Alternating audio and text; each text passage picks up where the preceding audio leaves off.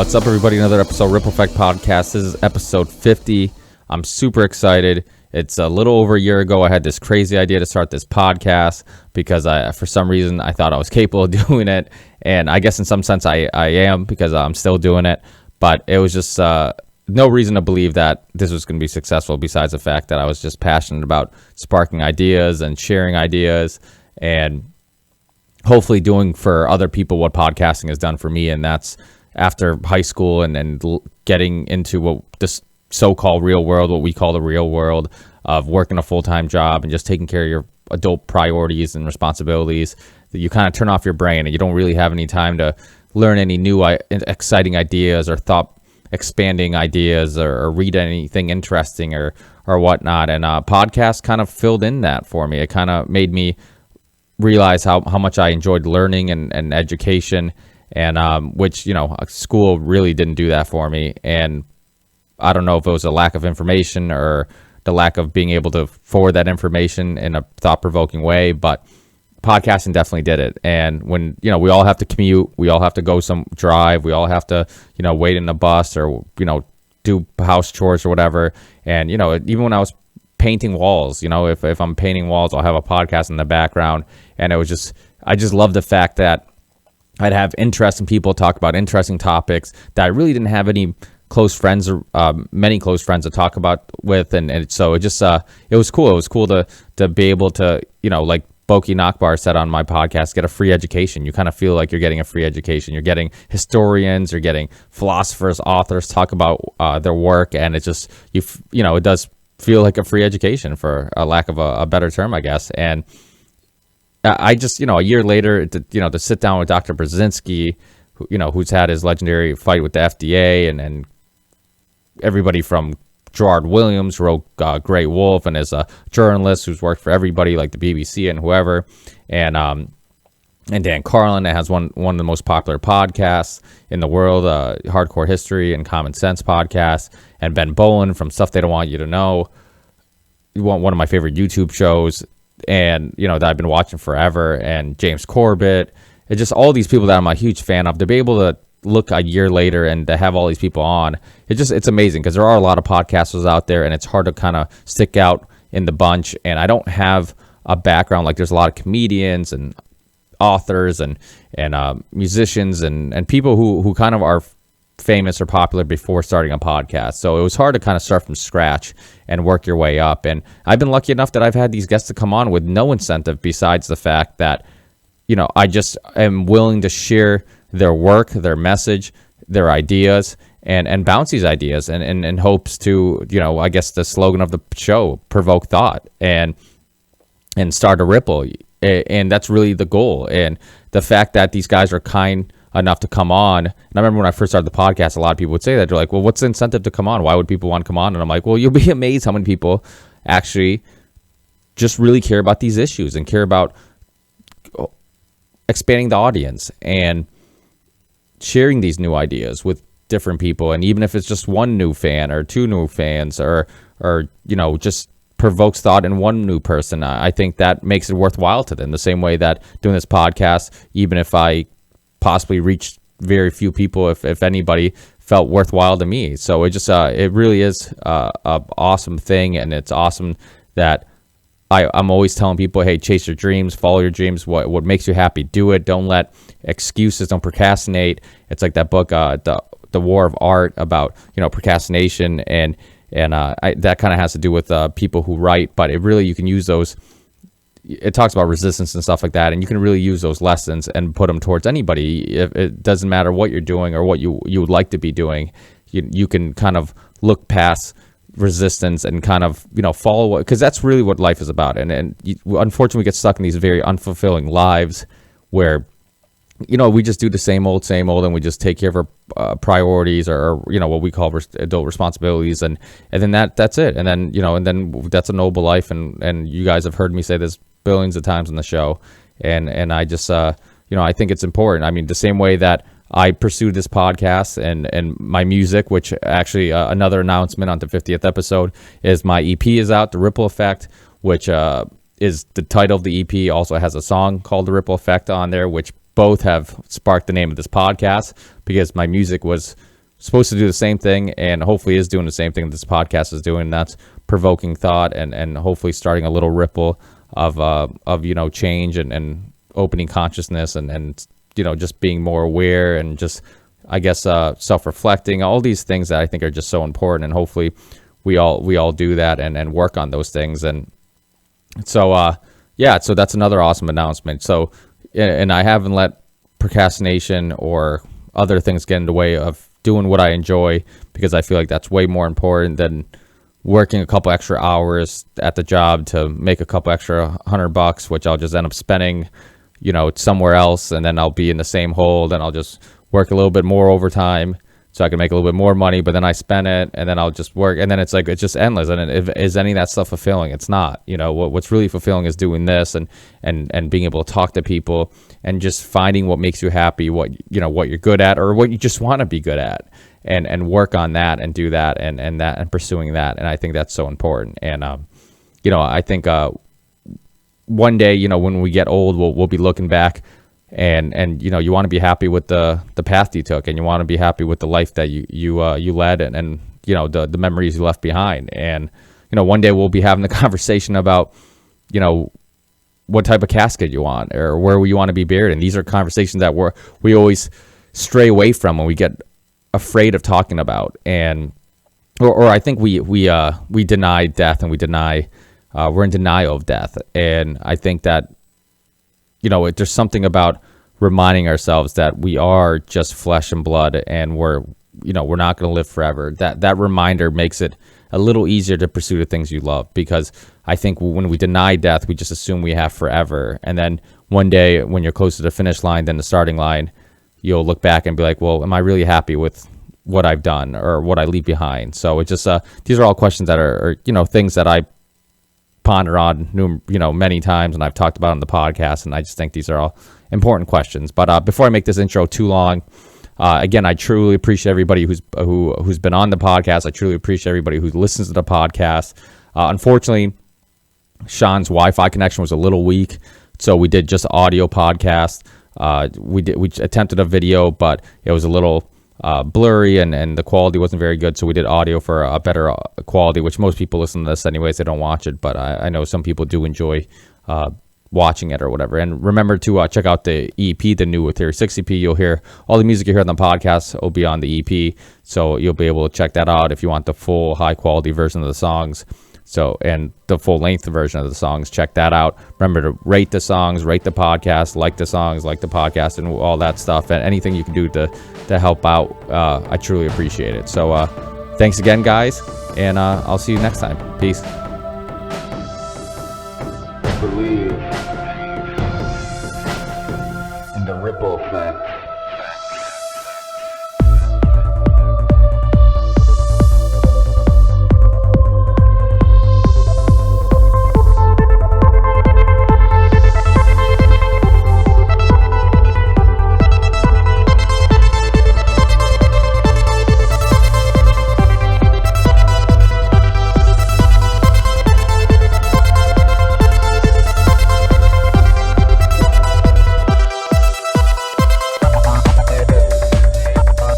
What's up? Another episode of Ripple Effect Podcast. Today we got actor, filmmaker, and host of alternative news show Buzzsaw. We have Sean Stone. Thanks, Sean, for being with me. I know you got a really busy schedule, but thanks for taking time to be with me today.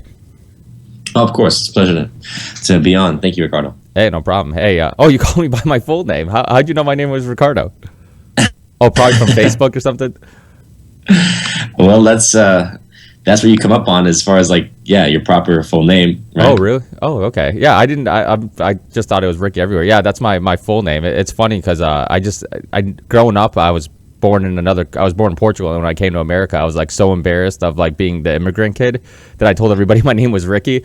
So it's the only people who ever call me Ricardo are my Portuguese family members and stuff like that. So it was just kind of got me off guard for a second. But yeah, but you can be Ricky Ricardo.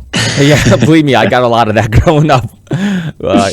But hey, thanks, man. I really love your show. I love Buzzsaw. I've had Tabitha on, and I've had actually some of the people you're buddies with. I had Lee Camp on, and and Abby Martins. I haven't had Abby on, but I've had her brother on a couple times. Robbie, really cool guy, and I think it's awesome that like there's this like new young generation of like open-minded people that are just questioning everything, and just seems like they can't be fooled, and they're they're willing to question things and look further and deeper into things. Do you think that's like the direction we're going, that like now with the internet and like how that's changed the just the ability for people to lie to us, because now we can just research anything immediately and kind of get answers? Do you think that's the kind of the trend? You think that it's a positive thing? Well, I mean, of course. I mean, I'm definitely someone that advocates the idea that the net neutrality concept. The internet should be available and in open source for all people to access. And shouldn't ultimately be parceled up to subscriptions or payments in order to you have to pay to get better access to higher quality video content, or ultimately they'll try to parcel it out however they can, right? I mean, all aspects of life are being privatized, so that's the fear. But the internet obviously is just a tremendous benefit, regardless of, you could say, like the negative aspects of being overly let's say we have a lot of access to things that as far as the negative side of porn, violence, things that maybe kids make kids mature too quickly. You could say that's the negative aspect.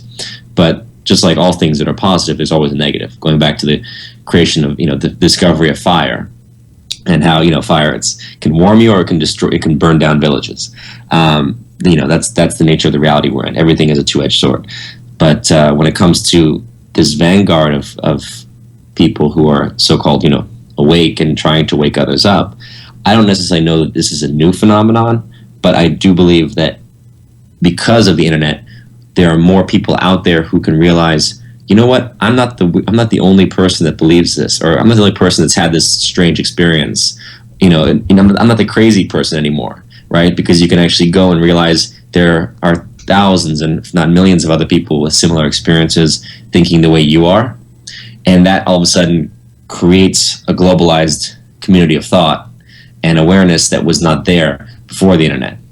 Yeah. And do you think some of that also came from, like, I mean, obviously your father, Oliver Stone, I'm a huge fan of his, and I love his recent documentary series, The Untold History of the United States. And I just think it's so important to have people like him who are making us rethink our history, because I think we tend to forget that history usually is written by obviously the winners is the common phrase you hear, but it's usually military history. It's usually history from the point of view of the winners and people who are doing well in that time period and stuff like that. And to have people like your father, obviously the JFK movie, which was very famous. Do you think that some of that did come from maybe the fact that you saw your father questioning a lot of things? Was that like something that he really tried to, I guess, put forward towards you as like, hey, Sean, question things and stuff like that? Or was that something that he, just from watching him or just, growing up, you kind of picked up on your own? Yeah, I mean, it's difficult to obviously boil down, what makes you take certain actions and open your mind to certain directions. You could say, sure, my father was open-minded enough to challenge the establishment regarding the Kennedy assassination, to question his own experience in Vietnam and make a film like Platoon, and then Born on the 4th of July. To make films that were across the board, challenging, let's say, the establishment way of viewing things. Wall Street obviously was looking at corruption on Wall Street at a time, when there really hadn't been any films like that, right? Natural Born Killers was looking at the sensationalization of media in '94, when this whole reality television thing really kicked off. Actually, was that time period. So, I think it's more a question of not just him challenging the establishment and the government, but it's just a way of him being a rebel, right? And in his own, having his own way of thinking and looking at the world, and encouraging me from a young age to also question and, look at different points of view. Whether it was, in a school setting of, studying it, let's say, like, Did I lose you? But here's an alternative point of view that he's not going to tell you, having those kind of conversations, to traveling the world to places like Tibet and learning about Buddhism, meditation, the third eye, and kind of like certain spiritual aspects that also help you grow and start to think as a young person in a way that many people just never get that education. So I definitely credit him in a large part of helping me keep that, like, how do you say, keep that connection to a greater awareness beyond the state-sanctioned reality that we're fed every day. Yeah, because it's amazing how when you do a little bit of research, the history that's out there that really, I mean, we just aren't, obviously people aren't telling us this stuff, but I mean, I had Gerard Williams on, who wrote the book Grey Wolf, The Escape of Adolf Hitler. And I remember when I first ran into that book, and I remember thinking like, holy shit, I've read a lot about World War II, and how come I've never heard this alternate theory? And then I remember just Googling, like, see if anybody else wrote about it, and just tons of books about that. And for, that's just one example of how there really is, like, so many alternate perspectives to history and so many other theories, but obviously we all kind of just get fed a dissimilar one. And which book are you talking about? Gerard's? Yeah, yeah. It's Grey Wolf, Escape of Adolf Hitler. It's about Hitler going. I know him. I know Gerard. Have you had him on the show? Yeah, I had him on. Yeah. Very cool. Yeah, he's an awesome guy. Yeah, he's and he's coming out with his documentary, I believe, late this year. I believe it should be out in America. And I actually saw, he sent me like a copy of like a rough version of it, and I think it's going to be awesome. But that's a perfect example of how, and even like when your father talked about dropping the bomb and how Truman didn't have to, and I've had that conversation with people, and people are like, no, that's not true. They had to, because they were trying to save military casualties and this and that. And it's just like, it is pretty amazing, our psyche, because it's like, our justification for it is, oh, well, we'll save military casualties. And I'm not saying any casualties are good, but there's something that seems a little more evil about killing innocent people who didn't sign up to fight or didn't sign up to put a gun in their hands and possibly know that they're going to die, And it's just like even if there was military casualties equal to that, it just seems like it's not a fair trade-off. But I guess my point is that was another piece of history that, like, I never was aware of until, I've heard some conversations of it, but I didn't know how well documented it was, and how, there's many historians that say, hey, we didn't have to drop the bomb and stuff like that. What do you think that is? What do you think we all, is there something, I mean, I hate to use the word like a greater conspiracy to like feed us this basic view on history without really, showing us any other alternatives, or is this just crappy school systems and crappy books that, for the most part we get given growing up? Well, I mean, I'm sure you can diagnose the conspiracy within, again, you talk about an establishment point of view, and I was interested in my thesis at Princeton on my history thesis was about William Mandel Elliott, who was Henry Kissinger's mentor at Harvard. And Elliott was a guy who was like a professor emeritus, 40 years in the politics department, trained Kissinger and McGeorge Bundy, both William and McGeorge Bundy. He helped tutor Brzezinski, Sam Huntington, Todd Kennedy. I mean, you name it. Like, anyone who came through Harvard and went through politics classes either studied directly under him or was influenced by him. Now, Elliott's a guy who was, associated with, the Rockefellers, had ties to the old British Empire. He'd been trained as a Rhodes Scholar in England. He was sat on political councils in Washington, going back to the round tables of Roosevelt, and he, here's a guy who's basically at the intersection of politics, economics, and education, right? And when you go to these universities, and you see that there is a strong connection. It's not, obviously, they don't build new universities in this country for a reason. Let's put it like that. Yeah, it's an old way of doing things. It's the Ivy League has been the Ivy League for almost 300 years, and you see a certain pattern of thinking, and that gets translated from being recruited and selected out of the top of your class by certain professors. Then you get drafted and recruited into certain segments of Wall Street, the legal profession, and then that translates over into politics, right? And then ultimately it cycles back and forth. So you have ultimately a system that's very much closed. And I mean, you can diagnose more of, like, let's say the Rockefeller relationship to public education, or how who edits these textbooks that get printed for kids, in high school and college, right? The actual, like, official textbooks, even elementary school, like who edits that, and really break it down and understand that there is, of course, a propaganda that begins from the moment that you go to any public or private school and have a textbook issued to you. That this is the official history, this is the official discourse. Rarely are there questions raised. Rarely are there, rarely do they leave things open-ended and say, look, go investigate for yourself, come to your own conclusion, right? So you're supposed to basically sit there and believe it. And it's just rare to find rebels and open-minded people in any society. If you really break it down, it's probably less than 30% of the population that's going to rebel and go against the grain and challenge it. Most people will go along because that's their best way to advance, is by regurgitating or reappraising what they've been told, giving back to the professor, getting the A, and then moving on to the next degree of advancement. Yeah. I had Dr. Gregory A. Smith from the movie American Addict, and he said the same thing with doctors going to school. You have to look at where the money's coming from, who's funding these, giving money to these schools, these textbooks, and it really is. I mean, I hate to say, but it really is like a big conspiracy. I mean, when you look at it, and I hate the term conspiracy because I think people dismiss things.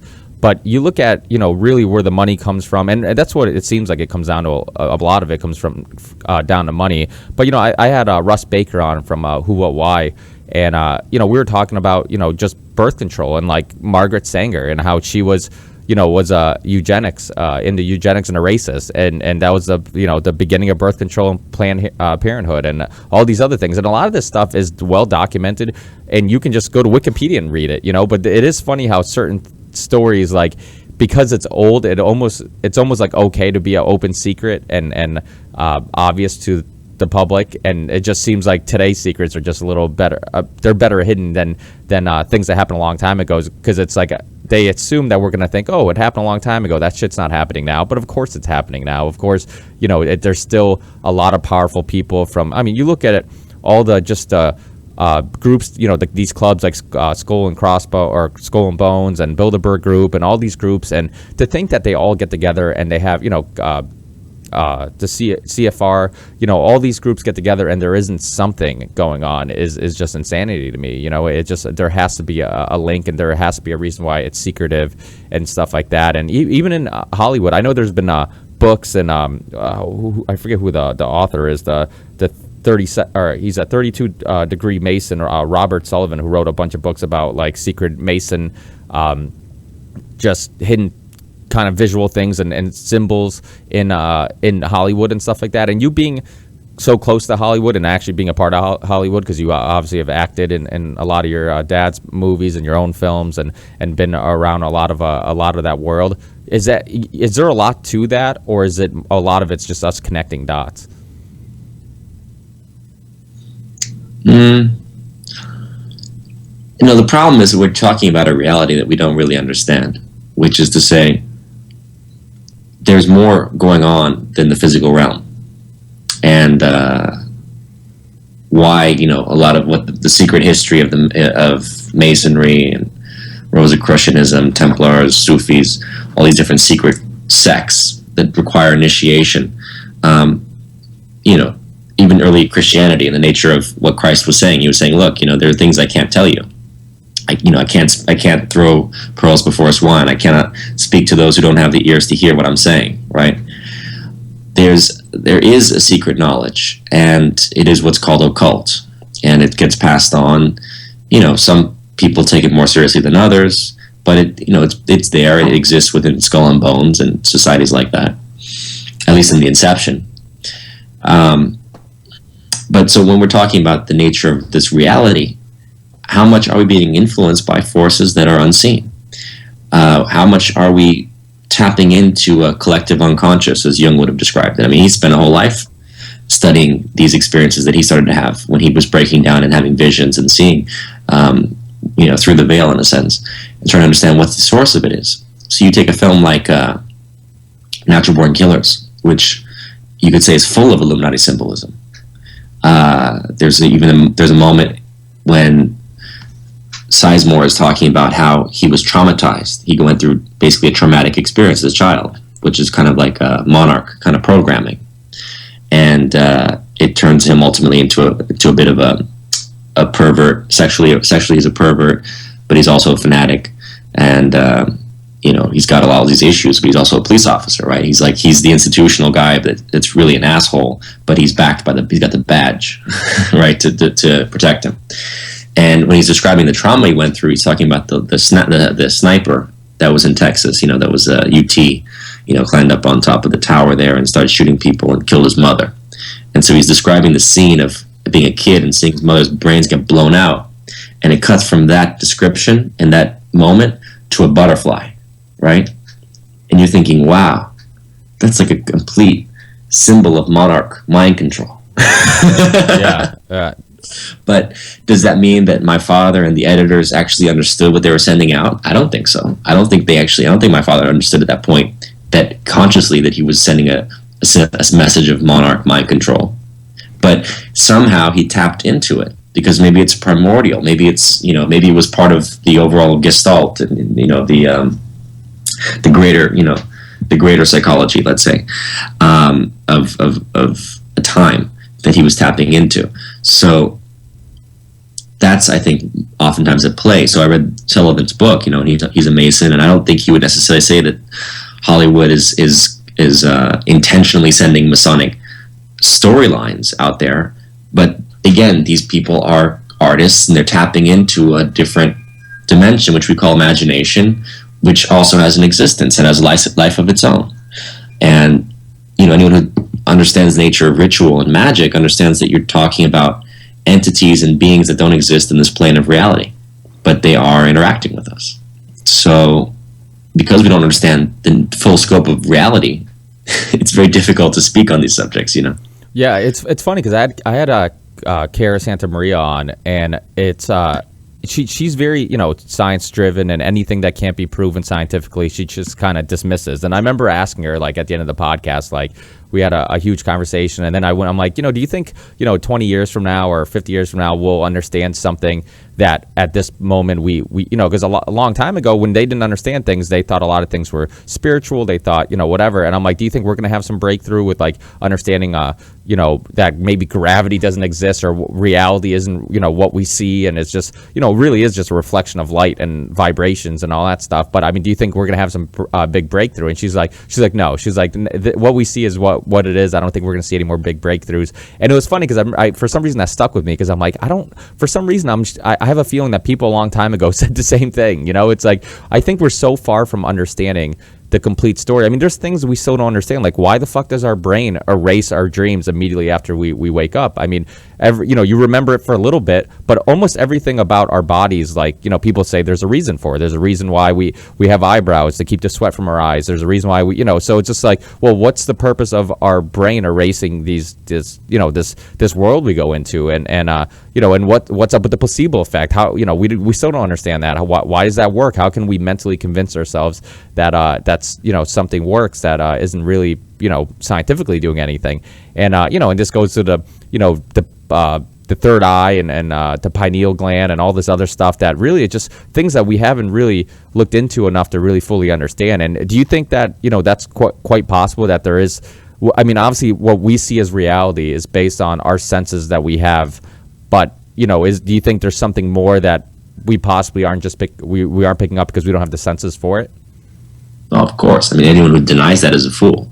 I don't know who would say that there's no more than what our senses understand, because already that's a lie. We know that animals have senses, heightened senses that let them see into, domains and frequencies that we can't, right? But who was this person you were talking about? This lady? Cara Santa Maria from Talk Nerdy. She's been on. I'm trying to think what she's been on. She's done tons of, like, TV. She's been on the Joe Rogan podcast. She's been on. She has her own podcast called Talk Nerdy. She's been. I'm trying to think what. Oh, she's been on the Young Turks. She does stuff with. But what's her point then? that there's nothing. No, her thing. Well, I guess I was asking the question because she seemed very much, and it's funny because are you familiar with Daniele Vignelli? No. He's a philosopher, writes about religion and stuff. He has a podcast called The Drunken Taoist, and he's on the Joe Rogan podcast quite often too. But he's been on my podcast too, and he had her on, and he had Amber Lyons on like the next episode. And he went on this small rant, and maybe I'm just connecting dots, but I remember she was like a very science driven, and just like she was on my show. And I love Kara; she's an awesome person, but she just it seems like she just. There's something about really scientific people that nothing that can be proven, they just completely dismiss. If something happens and there's not an explanation for it, they just think it's bullshit. And it's just like when scientific facts have been changing over and over again. Scientific theories have changed, numerous of times. And anyway, so she had Amber Lyons on, which I'm sure you're very familiar with. And Daniele Vignelli had Amber Lyons, and she's the complete opposite. She's now very spiritual. She talks about, walking around barefooted so she can be one with with nature and the earth. Amber saying that, yeah.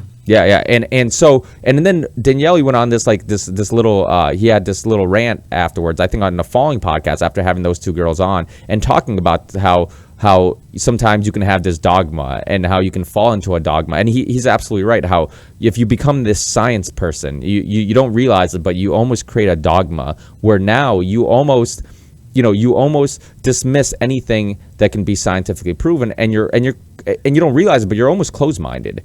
And so I think that a lot of times when people hear, even like what you've been talking about, reality and all this stuff, people just dismiss it because it's like, well, that's just nonsense or this. And you're that's why I love about Buzzsaw, because you are willing to have some people on who, I know you just had the guy on who did the sci-fi documentary about the moon.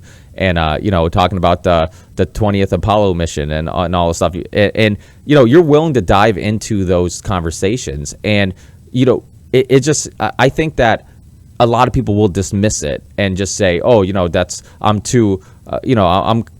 I need more proof than that, than just these silly theories and stuff like that. And do you ever get that? Like, do you see a issue with like these people having this dogma, creating this dogma of like, oh, I'm scientific, so if you can't explain it, then it must be bullshit? Do you see that being a common issue with maybe not suppressing, but stunting our consciousness and growth to understand the world around us?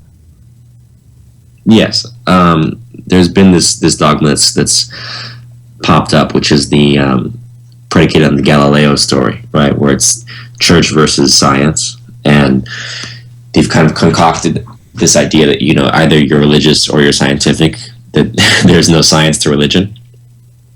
The problem, of course, with science is there are very few laws that are understood in our universe, right? So these people that speak about proof and evidence, I agree with that, that things we should try to prove them as best as possible. But when it comes to the universe, we actually understand such little about it that, how many laws are there in terms of the iron laws of the universe?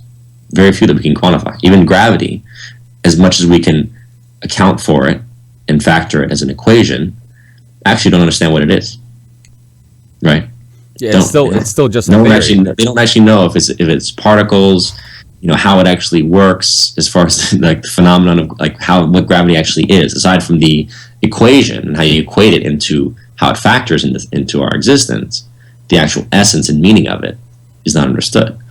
So what frustrates me with scientific minds is that oftentimes they spend too much time studying that it kind of puts you into a state of almost like being brainwashed, that you have to believe, you have to only believe that which you're being told, and you're not accounting for new hypotheses and theories where, the great thinkers like Einstein would tell you, look, imagination is more important than knowledge. You have to be able to imagine to create an hypothesis. In order to actually make new discoveries, you have to create an hypothesis. You can't simply say, well, that doesn't exist, and that's not, well, what do we know about existence? We literally know such little about existence that how many laws are there? Yeah, no, you're right. It's literally like there's hardly any scientific laws. There's theories, right? And then people say the theory becomes a dogma, as Joe Rogan was pointing out. the theory becomes, that's the law. Actually, it's not. It's a theory. So the point is, I'm all about understanding. I feel like, yes, I love science because I love trying to grasp what the heck is going on here. What is the nature of this? Is this reality? Is it holographic? Is it based on strings vibrating? How many dimensions are we talking about? Because there are these things that are called paranormal and supernatural that have been documented, that there is evidence for. And if you just discount it because your mind doesn't know how to factor it into what you've been taught, then you're being ignorant. What you need to do is reappraise what you've been taught and maybe say, look, if what I've been taught is not accounting for that which is unexplained, then we have to find a new explanation for how reality works. Yeah, well, you made a really good point with the knowledge and imagination, because all the greatest minds haven't been people who just regurgitate information. It's like you said, it's the Einsteins, it's the Nikolai Teslas, it's the people who really did imagine and creativity. That's why I think it's so important in our I think one of our biggest problems in our school systems is that we're kind of provoking people to just be mindless consuming zombies from this marketing, from Edward Bernays teaching us how to or figuring out how to pull at our desires and really that's why there's a great documentary, State of Mind: The Psychology of Control, that really goes into the history of from Huxley and Machiavelli and all these people that influence these techniques to brainwash the public. And I remember seeing an interview with your father where he talked about democracy and there, he said the quote, democracy is two wolves and a sheep deciding what they're going to eat. And it's true. Even that idea of democracy should be questioned. And what is democracy? And like all these terms that we use, and we never really second guess. We never really think about, are we just being told that this is a good thing and that's bad, or are we really second guessing and questioning things? And I think that the most important thing is things like music and arts and filmmaking, all these things that kind of work the part of your brain that's creating a creativity and being imagining things and looking into the mysterious and stuff like that. And I feel like when we're growing up, like we're so attracted by that, and we chase that, and we all have that capability. But then when we get older, we just we turn into these consuming zombies. And I think it's a shame, because like you said, I think if most of us didn't fall into this dogma, we wouldn't any type of certain dogma, then we'd be a lot more open-minded to different ideas and stuff. And you made a really good point too about the atheists and scientists battle, because I grew up really looking up to atheists, because I grew up a Catholic, and I liked the fact that I thought they were provoking, looking at things from all directions. I'm like, oh yeah, these guys are saying question what you're told to believe. But then as I get older, I realize like the Sam Harrises and Richard Dawkins and Christopher Hitchens, these people that I thought were really smart and I kind of looked up to. Now I realize like they're closed-minded, just in a different way. And yeah, completely. I mean, and you being obviously the Sam Harris debate with the Islam is just ridiculous. I mean, I think that it's and you actually, I know you have experience in almost all the religions, because you have Jewish background, and then you were raised a Christian, I believe, and then I think you end up you went to Iran for I think you're working on a film or something, right? So and then you kind of looked into Islam and then really got attracted to that type of thinking and religion, right? Yeah, I'm a monotheist, man. It's very simple to me. It's like I don't have the same mentality that a lot of people do when it comes to religion. For me, your practice, your relationship to God is a personal thing. It's a personal matter. I don't think religion really has a place in politics. I think there's a place to, yes, morally speaking, to base political systems on the morals, let's say, of religion. We all agree on certain things. The 10 Commandments: thou shalt not murder, thou shalt not steal. But guess what? In any context, there's always a time for that too. Because when it comes to getting a ticket from the police, I can call that a kind of stealing, and yet from the point of view of the state, it's necessary. When it comes to defending yourself and you end up killing someone in the process, well, there's a time for killing, obviously. So there isn't you can't be dogmatic, and I think that's obviously where it gets scary with religions. People get dogmatic about it, and they don't understand the spiritual teachings that are involved. in all the religions. Actually, it goes, you can go to ancient Hinduism, which is full, Upanishads are full of teachings that actually are exactly parallel to Christ's teachings.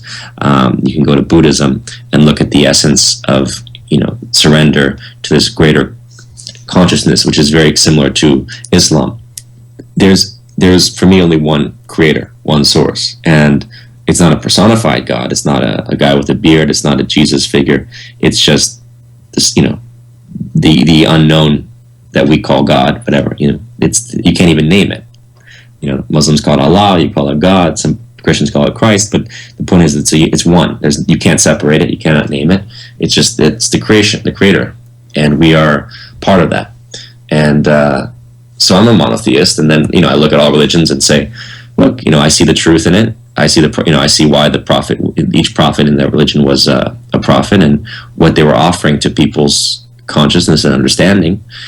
And the sad thing is, right now people are unfortunately really confused on this planet because of a lack of leadership, and so-called democracy doesn't help, because you're talking about more like demonocracy, where people are basically being the lowest common denominator is being fed, the lowest aspect of ourselves, of our our lowest chakras, basically, of desires, of as you said, you mentioned Bernays, the father of propaganda or public relations. Yeah. You said propaganda and public relations are the same thing, but Bernays was using Freudian salesmanship, right? The idea of selling the desires for sex appeal, and using envy and lust and greed as mechanisms for selling. And guess what you end up with? You end up with this demonocracy, where the most hedonistic, indulgent aspects of our existence are being fed, and people are buying into it. And I mentioned natural born killers earlier, but that really shows you kind of where we have been going the last 20 years, propelled into this insanity of how you can generate crowds and mass appeal and mass in a sense like mass feeding, without actually elevating the heart, the mind, raising the level of discourse, raising the consciousness of people. So if you have let's say a whole planet, not just America. Well, America might be epitomize it. That's kind of fracturing, where people watch TV, they don't quite get what the heck is going on in the world. They see people fighting and hating each other based on crazy religious doctrines, but then they see this insatiable lust and corruption in their own government.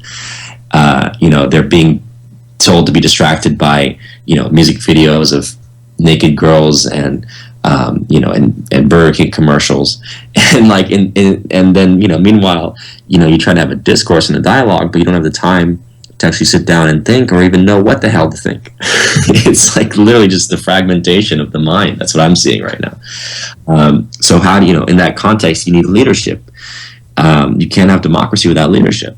It just doesn't work. You end up with what you have, which is just kind of like a machine. We're like Nazi Germany, but there's actually no Hitler. There's just the Nazi Party. The Nazi Party is red, white, and blue. Yeah, well, that's a good point. And you look at it, if Nazis won, then they'd probably be, people wouldn't look at them as this evil empire. People, so just like, because we're the strongest country in the world, people don't look at us like, we obviously get to pave our own history and kind of provoke how we want things to be looked at.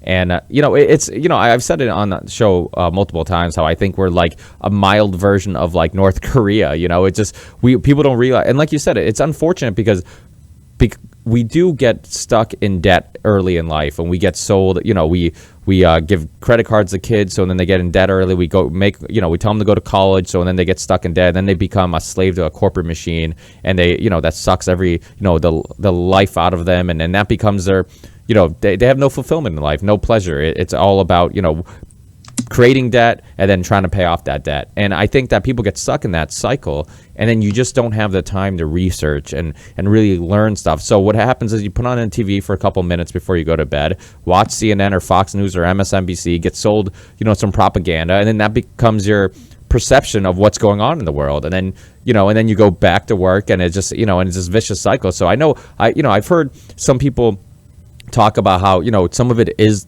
we should have some public responsibility to do our own research and not be sold just any information, and we should be better informed. But some of it is because of the system we created. We're stuck in a world where obviously capitalism has created they need infinite growth, and companies should be continuously making money regardless, and that means that we have to continuously work and buy shit, and it's just a vicious cycle where we really don't we really could have a better world. That's why things like the Zeitgeist movement and Jacques Fresco, that type of stuff is very interesting to me, because I think that we could have a better civilization. And why can't we have a 3-day work week? Why can't we have more time off, and instead of this ridiculous lifestyle of you work a job and if you cross your fingers, after a couple of years you'll have like 3-4 weeks off of vacation, and then you're back to being a slave again. And we do need this expansion of a consciousness and really start rethinking this civilization we've created, and who is it benefiting. And that's, I think, the biggest thing is, who is it benefiting. And you look at who it benefits, like you said, it's the rich and powerful, the Rockefellers, and it's all the and if you believe in in David Icke's theory, and I think he talks about it too, just how all these families are kind of they're all the same bloodline, and they're all interconnected and stuff like that. It makes you, and obviously bloodline's a huge deal. You look at in the UK, obviously they still have kings and queens. So and there's some people believe the Princess Diana was killed because she possibly was pregnant with her Middle Eastern boyfriend at the time. So it's just so bloodlines obviously are really important. And I don't know if there's a question in any of that rant I just had. But we went from economics and cattle farms to bloodlines, but guess what? The connection is breeding cattle or breeding any species. The royals love breeding horses. You ever notice how many? Well, I know that for a fact. The Queen of England loves just like a major fan of her horses and horse breeding, and that's like her thing. But what if humans are just the same? What if we're just a cattle, a type of animal that's being bred, that's being bred by a different order of beings that we're not aware of? Yeah, that we the masses are not aware of. Yeah, and that's quite possible, because you look at a lot of times when you look at history and you look at that a lot of the same people are involved. From Dick Cheney's been involved, and you look at JFK assassination and all the presidents that were our current or future presidents that were involved in that, from like Bush Sr. to I forget who was on the Warren Commission that ended up, was it Ford who ended up being a president after, so just like you look at all these lengths, and then you look at it again, look at the future election, the upcoming presidential, you're possibly going to have another Bush or Clinton. So it's like we have like one more option than a dictator, and it's ridiculous. It's like we keep acting like, America's the land where it's the American dream, and you can get out of one class and go to another social class, but that's really bullshit. It doesn't happen, and really everything from, even you look at the industrial prison complex and how that's worse. Some people will say that's almost just as bad as slavery was. And it was with these minimum sentencing and these strict drug laws, it's all racist, and it's a way of having legal slavery and making money off it. From look at the crack and coke sentencing. Coke was less than crack. It's the same exact drug. Yeah, Rockefeller laws. Yeah, exactly. And that's the other thing, like the Rockefeller family and all these powerful families, how they've influenced everything, and it's amazing. And this goes even to the Middle East, and I know you're very knowledgeable with the history of the Middle East, but I mean, how much of our conflict today? I mean, obviously, I know the answer to this. A lot of it's influenced by history in the Middle East, but how much of it do you think is just having control of natural resources, or is there something bigger? Is it more about like having control of this very important part of our history? Well, again, if it's an important part of our history, you have to understand really why, because it's not enough to simply say, oh, well, that's where the Jews and Christians and Muslims come from. But again, it's like, okay, but why? Why, what does it go back to? Egypt and Babylon, two of the oldest civilizations on the planet? Because I'm going to say that I think Atlantis and these other civilizations came before them. But from what we know currently, Egypt and Babylon, two of the oldest. And You want to go to the roots of a lot of this magic and Illuminati stuff. You can see the roots of it in those societies. The roots of Judaism, obviously coming from Egypt and Babylon both. So what's going on in that region, let's say, from the so-called alien influence we've been talking about, the others, the entities, and what's important there? Does it have to do with, the fact of, like this, the most massive part of the earth apparently is where the Egypts are situated. The fact that there's something to do with a larger energetic grid that we're talking about. Is there something to that area that is prominent energetically that is essential for this, or is this all just a concoction by the same people that brought you the New World Order to say, look, we basically have to bring the apocalypse to bear, just like it was written in the Bible. And it's like an end times scenario where you almost you prophesy it, then you have to fulfill the prophecy now. I don't know, I can't tell you for sure, but there does seem to be something to it. No, a lot of people I think feel that there's something to this end time situation that makes the Middle East especially prominent at this point. Yeah, I that's why I love Graham Hancock's work, because he really makes us second guess how old civilizations are, and it's amazing to think of. I know just off one of the islands of the Azore Islands in Portugal, they found like a pyramid that was underwater, and they're saying that pyramid to be above sea level, it must have been so many years before the Portuguese ever settled there, and it just like it makes you rethink like how old civilization could be, and what if some of these how little we still understand of the Egyptian pyramids. I mean, there's a thousand theories on how they were created and how old the Sphinx is, but nobody really knows, and it's amazing how many things were symbols and stuff was written on caves and walls on stone, but yet how little we know of how they built those. That's like one piece of information they didn't really leave us. And I wonder if it was something from an older civilization, or if it was possibly from another world. Who knows? I mean, you get the Ancient Alien show on Nat Geo and History. Well, I don't know which one it's on, because those channels just show reality TV now. They don't really teach you anything.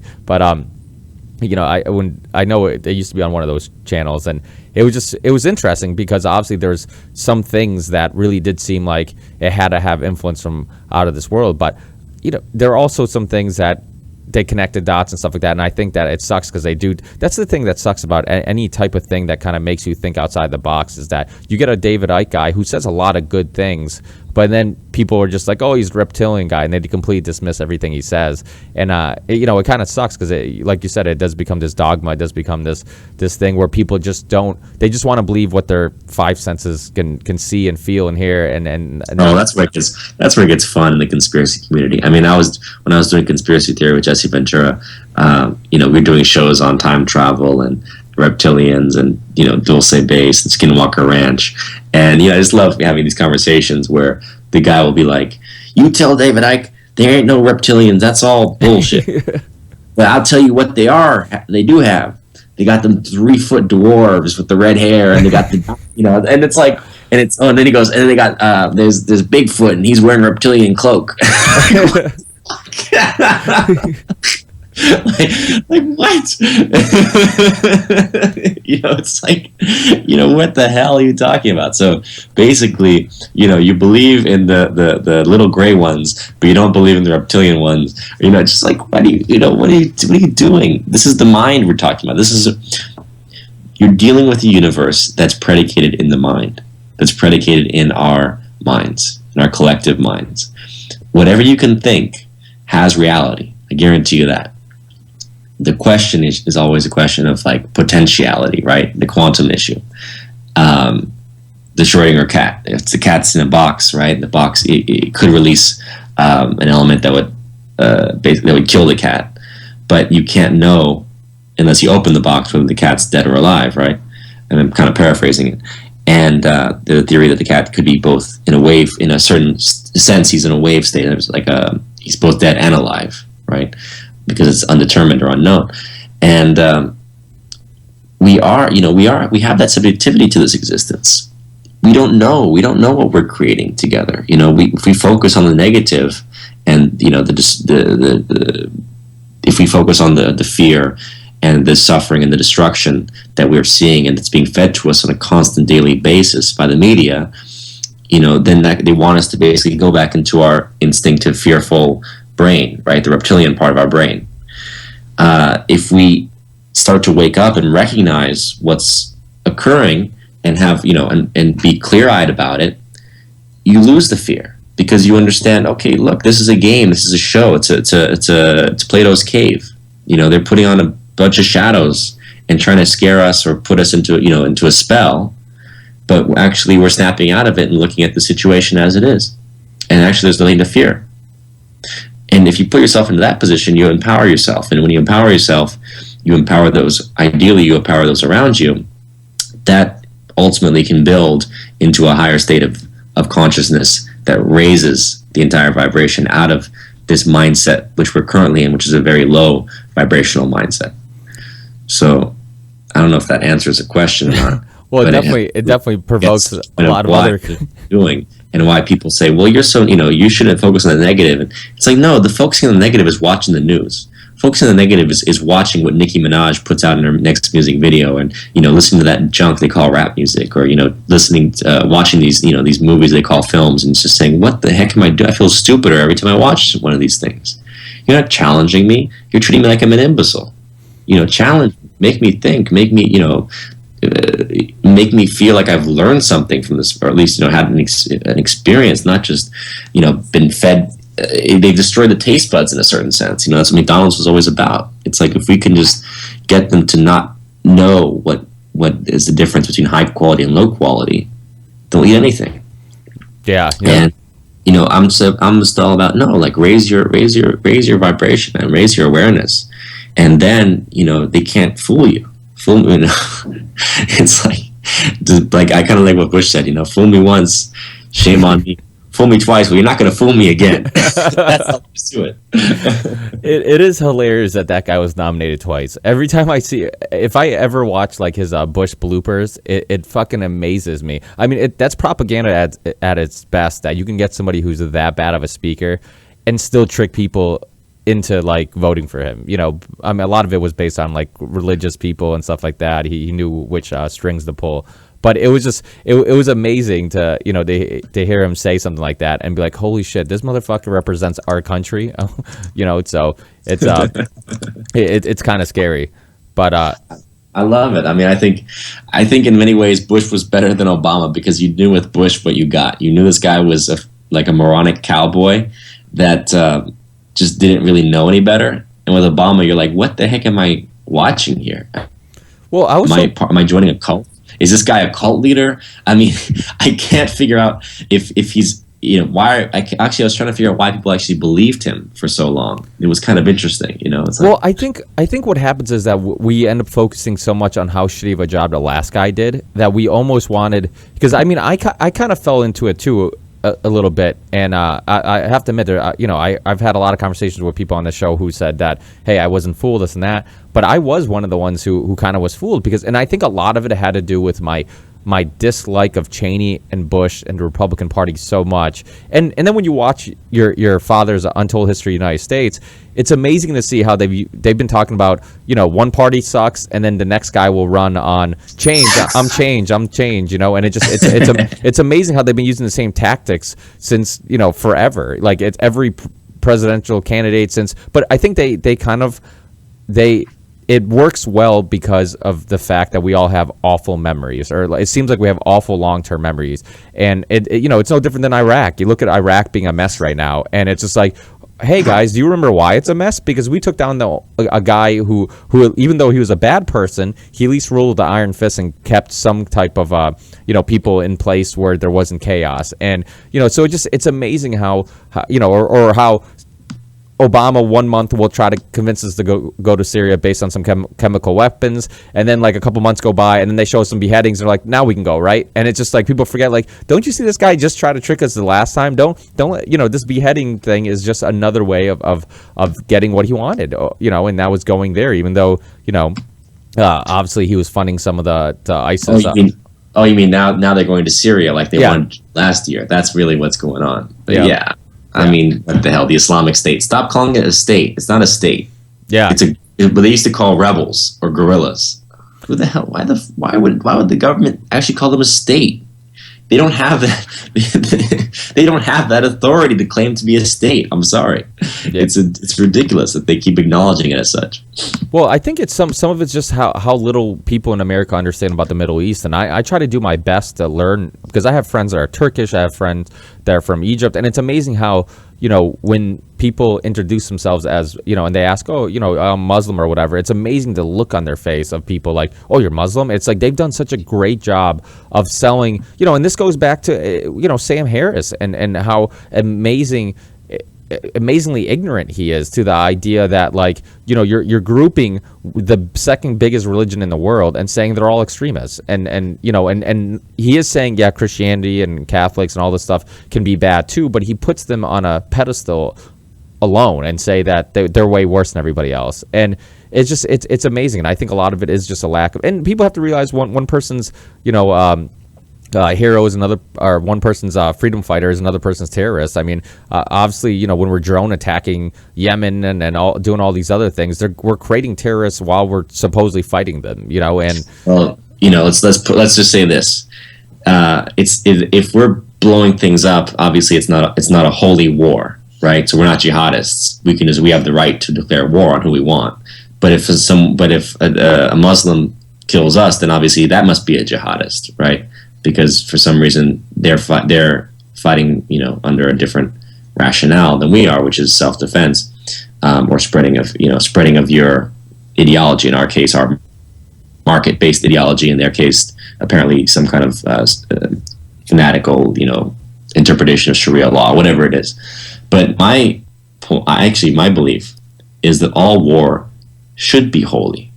Not to say that all war is holy, but if you're going to go about taking lives, it should be done in a holy way, in a holy sense. In a sense that you spiritually should know what you're getting yourself into. And there should be rules for it and codes of conduct in war. And that's obviously, you know, the principle that has historically been strived for, but we're losing that sense. And so it's ironic to say, like, jihad is such an evil thing, when in fact, why shouldn't war be holy? That's my question. You know, why shouldn't it be done in a way that basically says, you know, you don't slaughter women and children. You only strike insofar as, you know, you've been attacked, right? You know, there are certain principles of preparation spiritually before taking any life that I think, you know, should be honored, right? In your own right, in your own heart.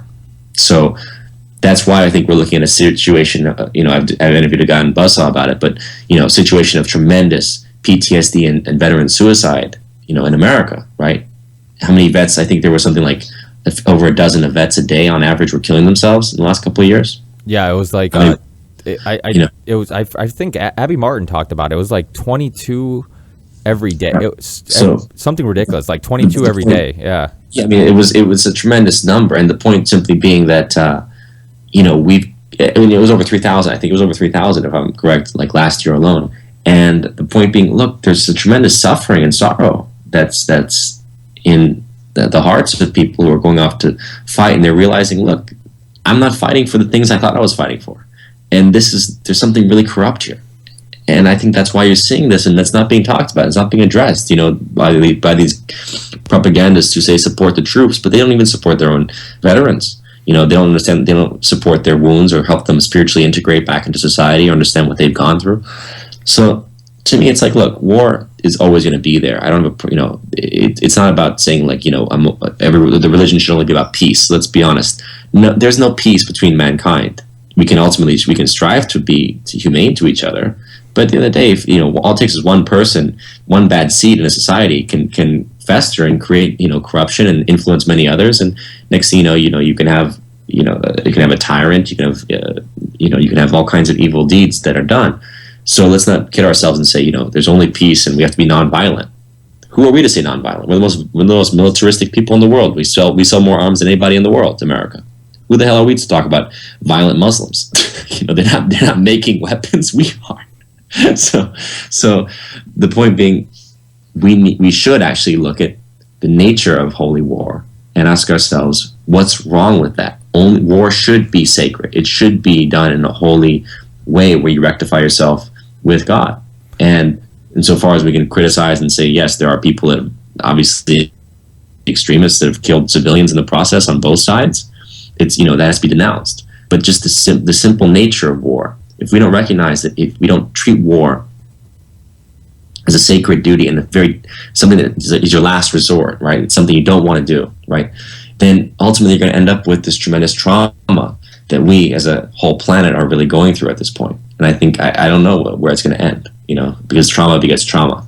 The traumatized kid, or the kid who's gone off and killed in war, comes home and he spreads that trauma and he spreads that pain to others too often, right?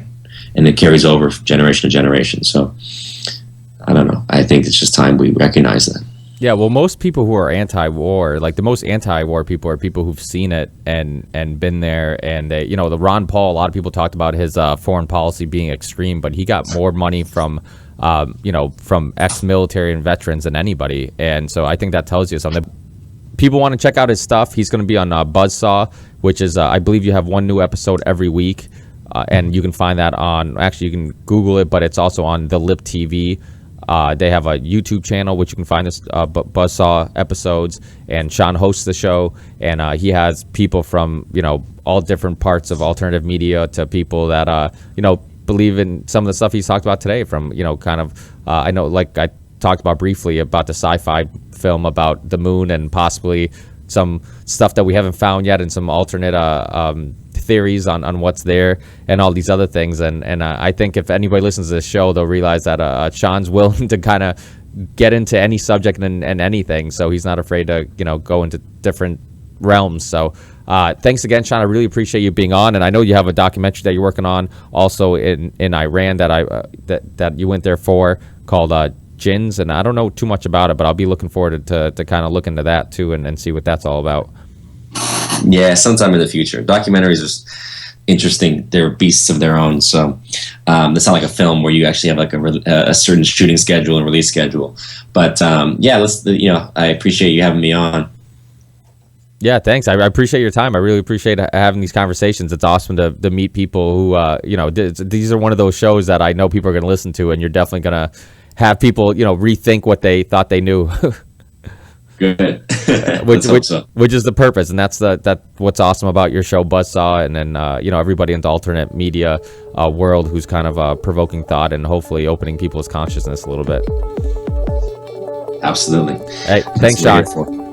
Thanks, Ricardo. Hey, talk to you. Yep, bye. The very word secrecy is repugnant in a free and open society, and we are, as a people, inherently and historically opposed to secret societies, to secret oaths, and to secret proceedings. And ruthless conspiracy to censor the news, stifle dissent, cover up our mistakes.